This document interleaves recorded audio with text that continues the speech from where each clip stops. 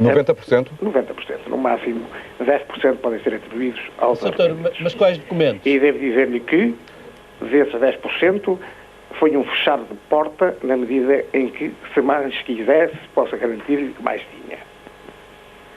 Ou seja, o senhor a certa altura disse, ou terá manifestado qualquer coisa parecida com isto: estou farto de arrependidos, já não preciso mais de arrependidos, não quero mais arrependidos. Isto é verdade? É absolutamente verdade. Portanto, quais são as provas materiais em que se baseia? São as agendas do Tenente-Coronel Otelo Saraiva de Carvalho? Felizmente que a chamada agenda do Tenente-Coronel Otelo Saraiva de Carvalho representa apenas uma ínfima parte da prova recolhida, da prova escrita, da prova documental. Tenente-Coronel Otelo... Não concordo nada com isto, pá. Não concordo porque os meus cadernos de apontamentos só passaram a ser prova quando interpretados, entre aspas também, interpretados, pelo arrependido Macedo Correia. Foi ele que os interpretou? Foi ele que os interpretou? Para o Tribunal de Monsanto, para o juiz-presidente do Tribunal de Monsanto, a voz do Macedo Correia foi sempre a voz da verdade. Ele foi a pitonisa de Delfos para o Tribunal. Era o oráculo. O que o Macedo Correia dizia era verdade. E o Macedo Correia, pá, inventava as coisas mais abstrusas para interpretar aquilo que eu tinha escrito.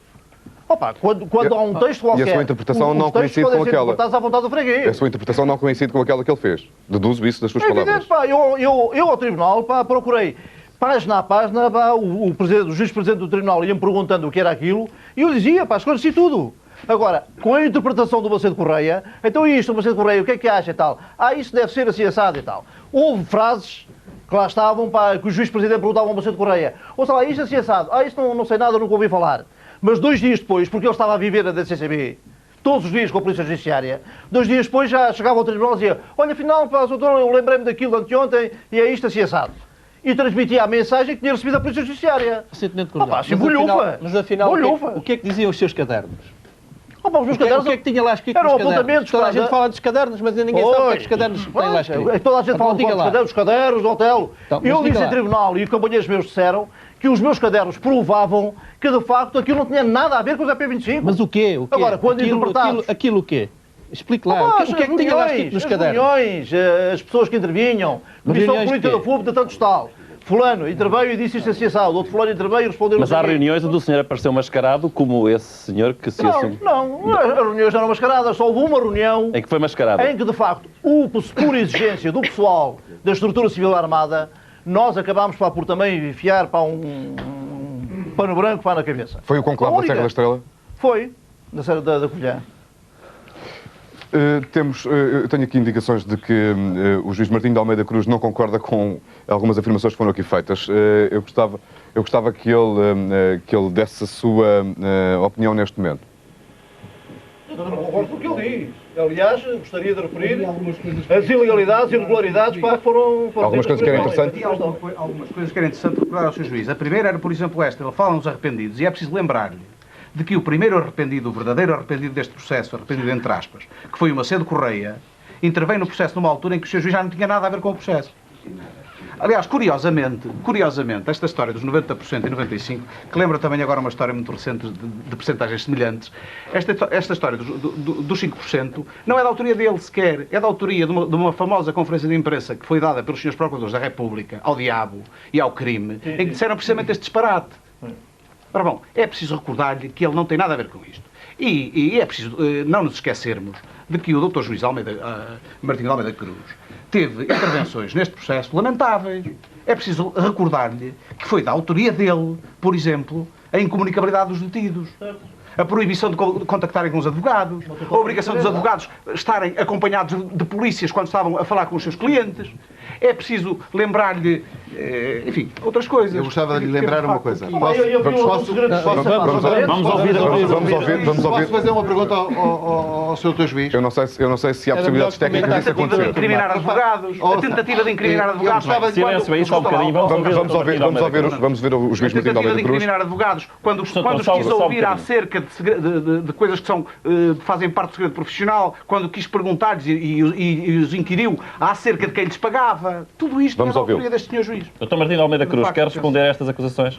Devia ter um bocado mais de pudor, não estou em condições de responder, malgrado lhe chama a atenção que foi gravada em Bruxelas uma entrevista à minha pessoa que não vejo passar.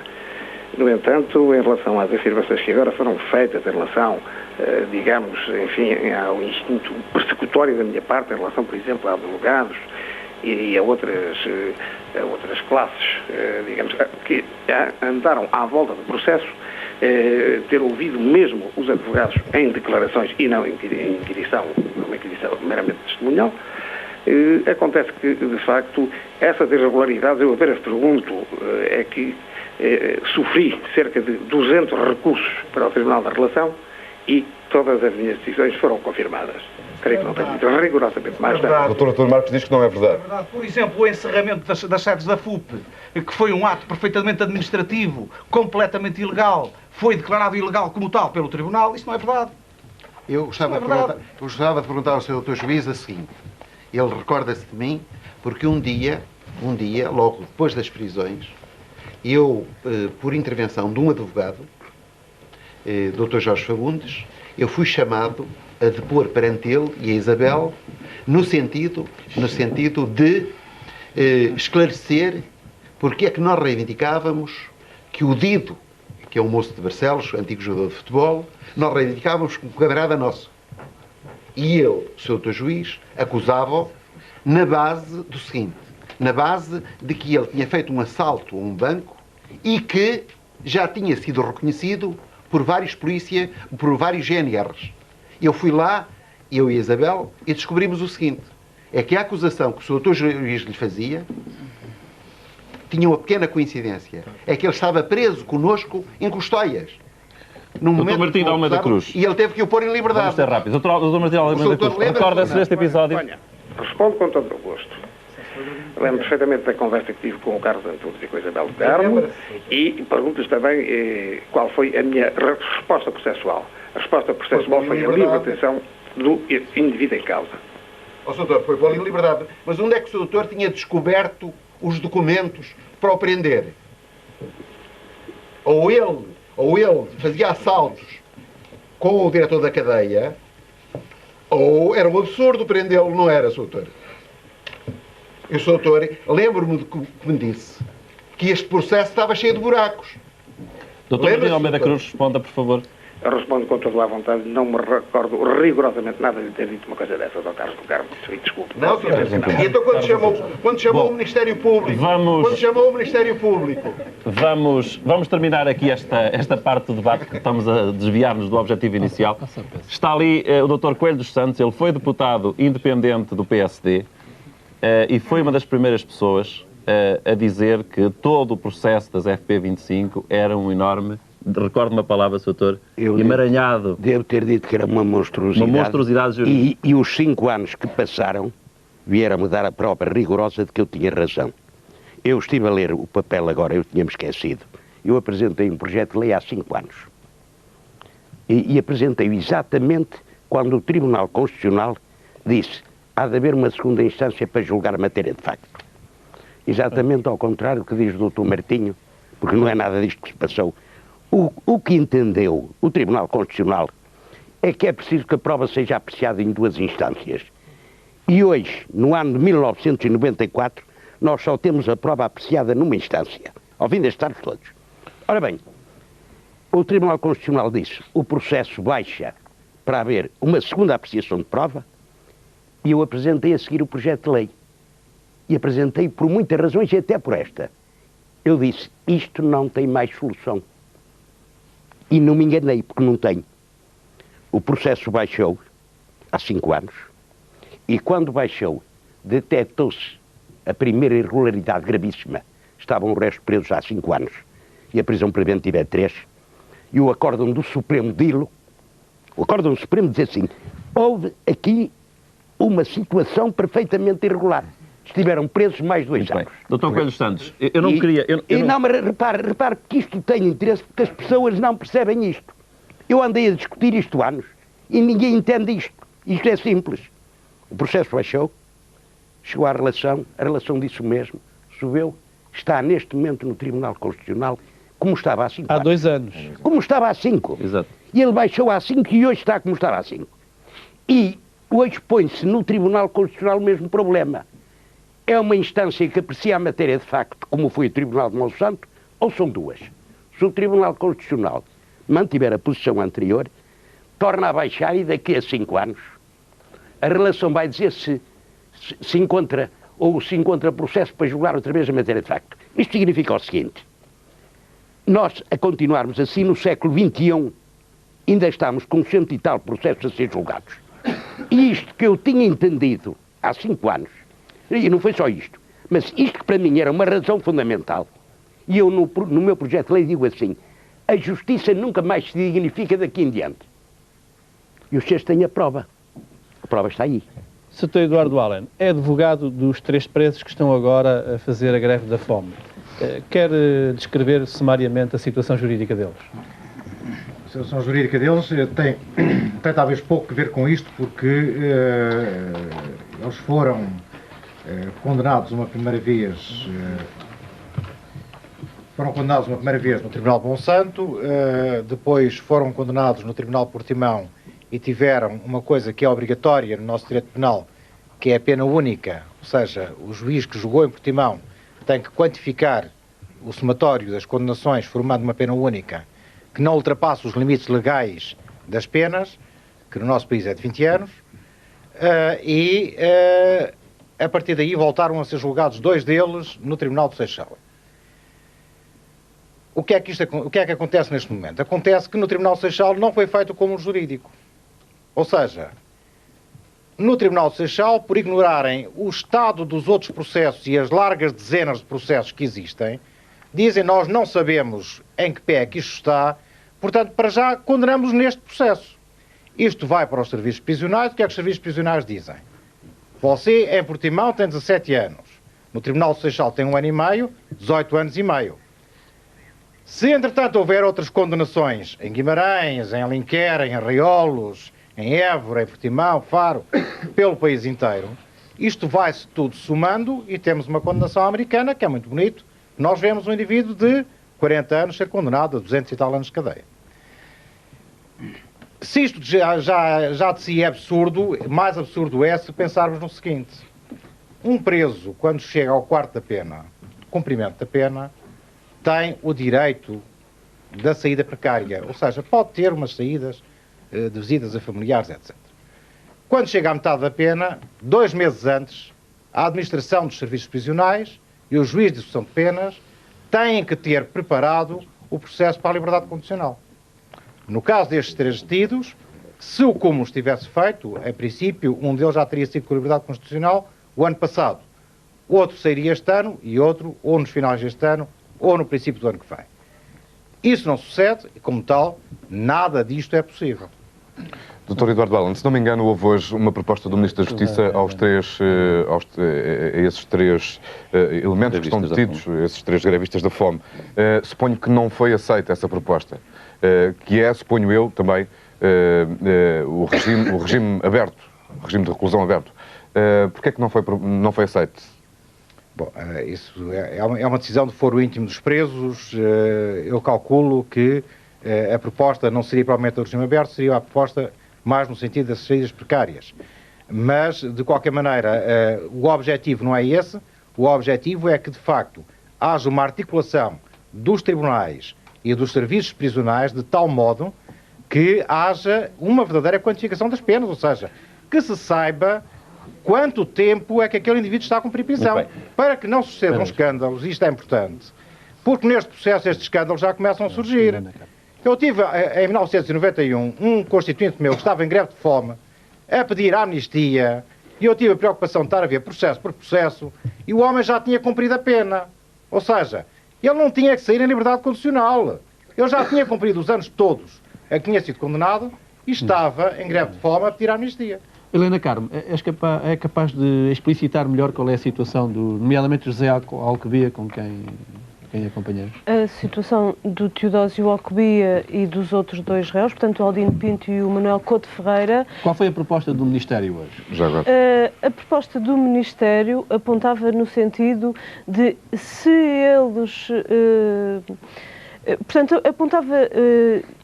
exatamente no sentido do regime aberto. De qualquer das maneiras, o que está em questão nesta greve de fome é o facto dos 3 presos não terem uma situação de condenação definida. Eles não sabem, do ponto de vista da quantificação do número de anos, a quantos anos eles estão recusaram condenados. esse regime aberto? Eles querem saber exatamente a quantos anos estão condenados. Muito bem. E a greve de fome tem esse objetivo de fundo que passa exatamente como o Dr. Eduardo Allen, penso que explicou melhor do que eu, pela ausência de cúmulos jurídicos feitos e depreendemos nós pelas respostas que fomos tendo ao longo dos anos, pela ausência dos recursos que não estão respondidos e por ter sido ultrapassado o limite de 20 anos de condenação.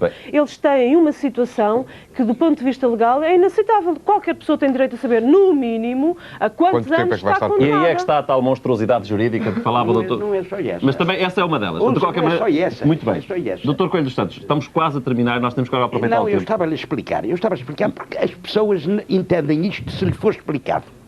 O que se está a passar neste momento é o seguinte: se tivesse havido a amnistia, que eu propus há 5 anos, e a amnistia significava pouco, porque eles já tinham cumprido 5, e 5 são 10. Mas não significava um branqueamento dos FP25? Repare, o que significava era o seguinte, é que os processos de crime comum não arrastavam toda a gente.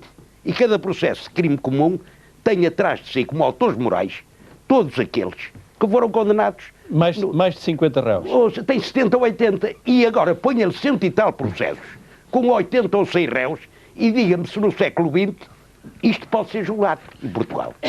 Este é o problema de fundo. Doutor, mas a questão que eu lhe pus, a amnistia não vai branquear, é esse o argumento do PSD, de alguns deputados do PSD e do CDS, em não votar a amnistia? O problema da amnistia, eu não posso falar nisto, nem interessa porque é o passado. O problema da amnistia, posto na Assembleia, é um problema político de votos.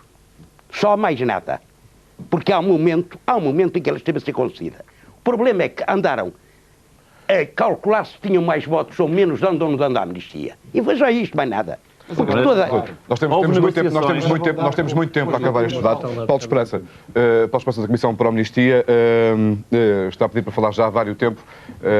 O que é que tem para dizer sobre isto? Confirma-me, por exemplo, que houve negociações entre o Poder Político e a Comissão para a Amnistia. Eu não confirmo que houve negociações entre o Poder Político e as Comissões para a Amnistia. O que eu confirmo é que o vice-primeiro-ministro, na altura, Eurico de Melo, confirmou que houve negociações. Entre quem e cerca quem? de uma semana. Entre mediadores dos implicados no caso FUP FP25 e o Poder Político que ele Os advogados, ele falou concretamente do Dr. Romeu Francês. E falou em mediadores também. E quem assistiu, coisa que a SIC não fez, ao julgamento do Barreiro, ao depoimento do Tenente-Coronel Vítor Alves, tinha a oportunidade de ter provado que ele assumiu-se como mediador neste processo. A gente convidou o Major Vítor Alves a vir cá, mas ele recusou-se. Não podemos obrigar ninguém a vir cá. Ele assumiu, porque eu fui testemunha nesse julgamento também, ele assumiu o seu papel de mediador. O que eu queria dizer relativamente a algumas das questões que aqui foram postas, nomeadamente ao Sr. Deputado Narana Coisaró, e infelizmente isto nunca há tempo de discutir estas coisas, porque o sangue é o mais importante e a política fica sempre para depois, é que se houvesse oportunidade de eu demonstrar ao Sr. Deputado Narana Coisaró, com as suas próprias palavras, que ele teve posições divergentes e diferentes ao longo destes tempos quanto à questão da amnistia. Então dê só um exemplo. Era fácil.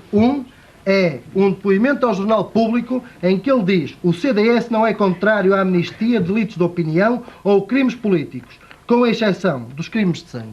Que toda a gente sabe. Desculpem lá, que toda a gente. Delitos de opinião. E crimes políticos. E crimes políticos, Sr. Deputado. Não, isso é crime político. Num debate comigo é crime político. Toda a gente sabe que o projeto de lei... Este é crime comum. Dá-me licença que eu não interrompi um bocado. Toda a gente sabe que o projeto de lei do Dr. Coelho dos Santos excluía os crimes de sangue, uma vez que, e eu também participei no processo que conduziu aos indultos com a Presidência da República, toda a gente sabe que para os crimes de sangue eram as medidas administrativas, ou seja, indultos, etc., por intermédio do Presidente da República. Mas há mais, o candidato presidencial Basílio Horta defendeu na TV2 suponho, o Dr. Manuel Machado é ou não é atualmente ainda dirigente do CDS? Não é. Não é, mas foi até... É militante e prestigiado. Dr. Manuel Machado defendeu publicamente a amnistia, mais em Estrasburgo, e foi diretor da campanha do candidato apoiado pelo CD. Paulo Esperança, estamos com muito pouco tempo. Estamos com muito pouco tempo. Doutor Noronha Conceirão. Deixe-me só, desculpa lá, só uma coisa para acabar relativamente ao PSD. Muito brevemente. Relativamente ao PSD, é público e notório que o Dr. Fernando Nogueira encarregou um grupo de trabalho para estudar a viabilização da hipótese da amnistia.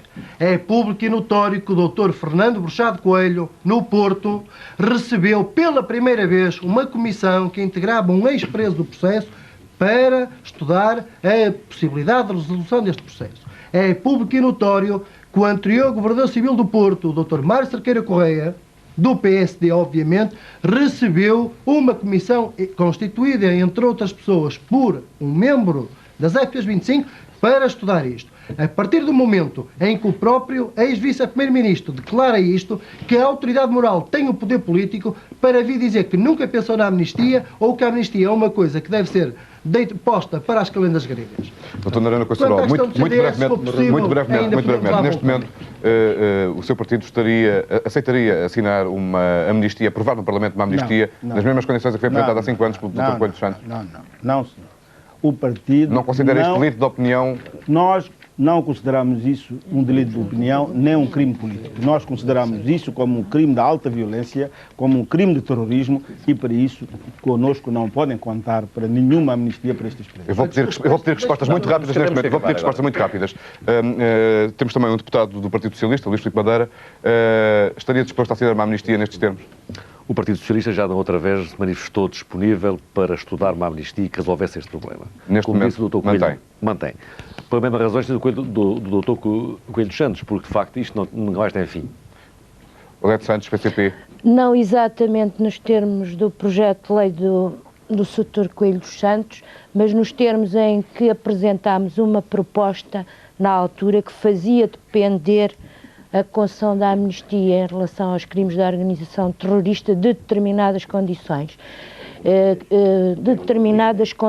Porque consideramos que, de qualquer forma, passaram-se coisas graves em momentos em que não havia qualquer justificação para ter tido comportamentos daqueles, porque é uma democracia que temos, com muitas dificuldades agora, muito mais do que antigamente, mas há meios, de facto, para lutar contra salários em atraso e todas as outras coisas, e os trabalhadores lutaram de outra maneira. O jornalista Rui Pereira acompanhou de perto, o jornalista do Expresso, Rui Pereira, acompanhou de perto as negociações com o poder político e creio que tem mesmo documentos inéditos que falam ou que provam as negociações que houve, no caso de as FP25 renunciarem decisivamente à violência e se retratarem. Penso que chegou a altura de divulgarmos esses célebres documentos, Rui. Bem, eu não vou divulgar propriamente os documentos, posso eventualmente mostrá-los para as câmaras, não sei se podem captá-los ou não. Falta um microfone, Rui.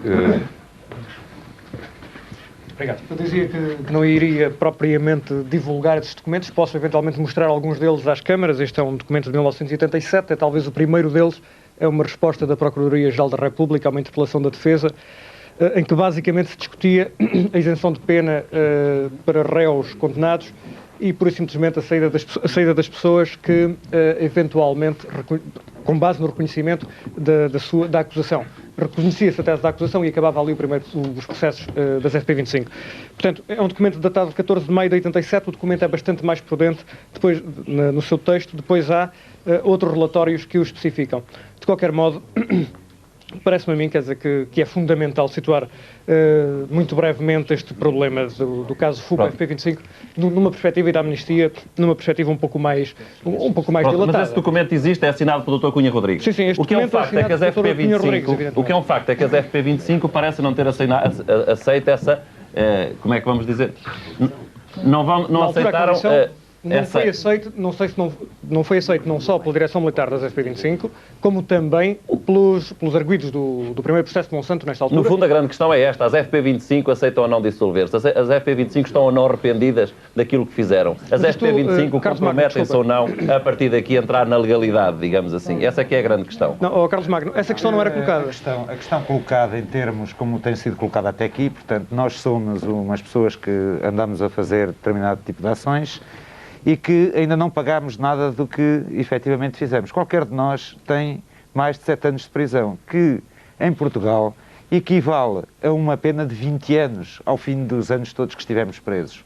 Portanto, qualquer de nós devia ter sido posto em liberdade ao fim desse tempo. E andámos a lutar pela amnistia precisamente porque a justiça não funcionou em tempo e, por não funcionar em tempo, nós corremos o risco de continuar a ser presos. Quase todos nós, neste momento, trabalhamos e temos as vidas a organizar. E, por processos que não foram julgados quando deviam ter sido, eu posso ser condenado por uma coisa que já podia ter sido indultado ou que já podia ter cumprido a minha pena toda, se ele tivesse sido julgado noutra altura. A questão é essa. O branqueamento que se fez para os atentados de direita, as pessoas não se preocuparam, porque aí houve um arrastado de situação que levou, inclusive, às absolvições que se conhecem. Houve, inclusive, indivíduos que trabalharam em empresas nacionalizadas, coisas que a mim nunca me foi... E diga-me uma coisa, há ou não o risco de voltarmos a ter atentados de esquerda, de voltarmos ou não a ter a ação das FP25 no terreno? Das FP25, com os elementos que eu conheci estão mortas as FP25? Estão mortas. Estão mortas. Portanto, não há hipótese de aparecerem aí, como é que eu ia dizer, alguns elementos à solta? Nós dizíamos, já em 87, quando estávamos presos, e em 89 dizíamos, o poder está a correr um risco ao não tratar este problema de uma maneira política. Há pessoas que ainda andam aí fora e que têm que assaltar bancos para sobreviver. Pelo menos, sabe disso? Seja para sobreviver. Sabe casos concretos? Eu ouvi falar ultimamente na questão do Barreiro, que eu não conheço a fundo, portanto, mas nós sempre dissemos